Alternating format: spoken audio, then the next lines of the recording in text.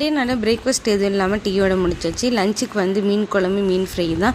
இந்த சின்ன பிள்ளையிலேருந்து இப்போ வரைக்குமே எங்கள் அம்மா வந்து மீன் குழம்பு, இந்த புளிக்குழம்புக்கெலாம் சின்ன வெங்காயம் வந்து உரிச்சு கொடு, நறுக்கி கொடு அப்படிம்பாங்க. சின்ன வெங்காயத்தை யாருமா உட்காந்து உரிக்கிறது என்னால் முடியுதுன்னு சொல்லி. ஆனால் இப்போ எங்கள் அம்மா எனக்கு என்னன்னா சின்ன வெங்காயம், அந்த பூண்டு அதெல்லாம் பெருசு பெருசாக வாங்கி கொடுத்துருக்காங்க.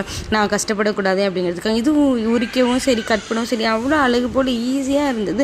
அதெல்லாம் ரெடி பண்ணிவிட்டு மீன் குழம்பு தான் வைக்க ரெடி பண்ணி, எங்கள் அம்மா மாதிரி மீன் குழம்பு யாராலும் வைக்க முடியாது, அவ்வளோ டேஸ்ட்டாக இருக்கும். எங்கள் அம்மா மீன் குழம்புல முதல் நாளே வச்சுட்டு அடுத்த நாள் தான் அதை சாப்பிடுவோம். நாங்கள் முதல் நாள் வந்து மீன்றது தான், மீன் ஃப்ரை, இந்த ரசம் அதை வச்சு ஓட்டிட்டு அடுத்த நாள் அந்த மீன் குழம்பு காலையில் சுடி சுடி இட்லியும் அந்த மீன் குழம்பும் அப்படி தேனமிர்தமாக இருக்கும். அவ்வளோ அருமையாக இருக்கும். அடுத்த நாள் தான் சாப்பிடுவோம். அவ்வளோ ருசியாக இருக்கும். அதே மாதிரியே நான் இப்போ ரெடி பண்ணேன்னு சொல்லிட்டு ரெடி பண்ணேன். ஆனால் வந்து எனக்கு மீன் குழம்பு அவ்வளோ ஒழுங்காக வரல. பட் ஸ்டில் நம்ம வந்து ட்ரை பண்ணிக்கிட்டே இருக்கணும். நல்லா இல்லைனாலும் நம்மளுக்கு எனக்காவது ஒரு நாள் நல்லா வரும்னு சொல்லிட்டு நானும் எல்லாத்தையும் ரெடி பண்ணிவிட்டு அவங்களுக்கு கொடுத்துட்டு நான் வந்து சாப்பிட்டுட்டேன். நெக்ஸ்ட் ஒரு வீடியோவில்